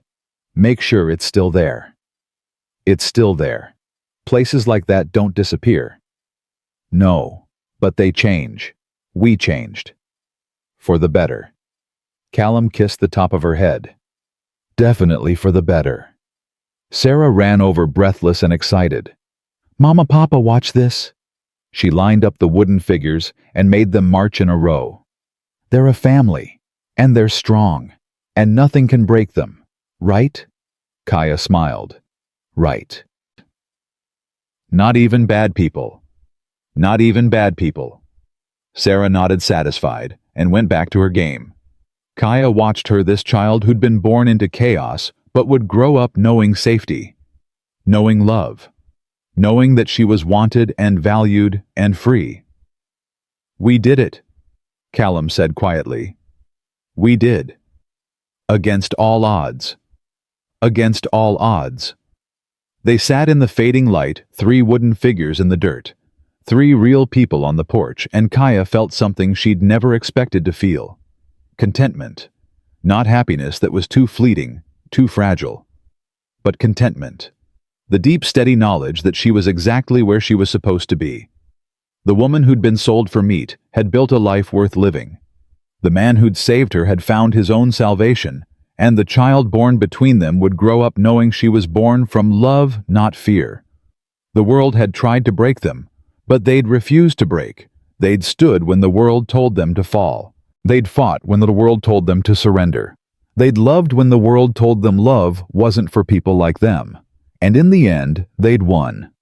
Not because they were special, not because they were chosen, but because they'd decided that their lives mattered, that their daughter's life mattered, that dignity and freedom and love were worth fighting for no matter the cost. Sarah's laughter rang out across the valley, pure and untainted by the darkness her parents had known. Kaya closed her eyes and listened, letting the sound wash over her like a benediction. This was what they'd fought for. This moment. This life. This future. And it was enough. It was more than enough.